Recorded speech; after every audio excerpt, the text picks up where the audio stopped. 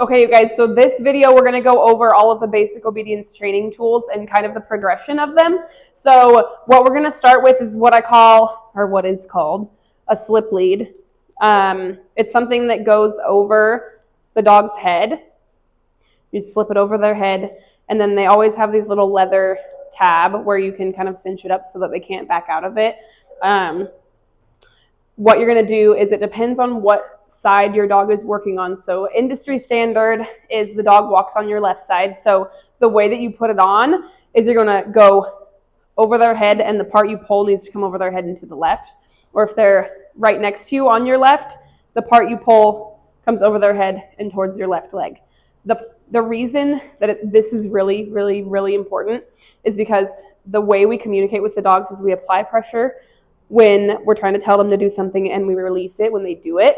And if you have it on backwards, you just apply pressure and you don't communicate at all because you can't release it. So if your dog is ever not responding at all and you're like, my dog knows what they're doing, what's going on, you probably have this on backwards. Same thing for the chain training collar. I'll go over that next. But so make sure you're putting this on the right way. If they're on your right, then it's the exact opposite. So part you pull comes to your right leg, if that makes any sense. The only time you're applying pressure to any of these collars is when you're trying to tell them to do something. So my dog is pulling, I'm going to pull back, and then when they get next to you, back into heel, you release pressure. So the only time you're applying pressure is when you're telling them to do something or you're correcting them at all. So make sure you're not letting them apply constant pressure, because then they're just going to start disregarding the pressure on the collar and they're not going to understand what you're trying to tell them. If you don't have a slip lead, don't worry.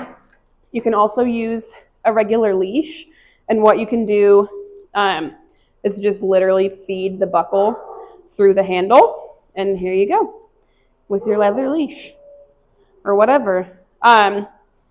Speaking of leashes, I recommend a 6-foot leather leash. Not super thin, not super thick. This is like a 3/4 inch wide.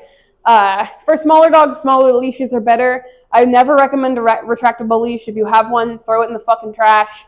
Unless you're using it to get your dog to go potty. That's the only time I say that it's a good choice to have, because you cannot control your dog on a retractable lead. And if you're trying to do obedience, it doesn't work. So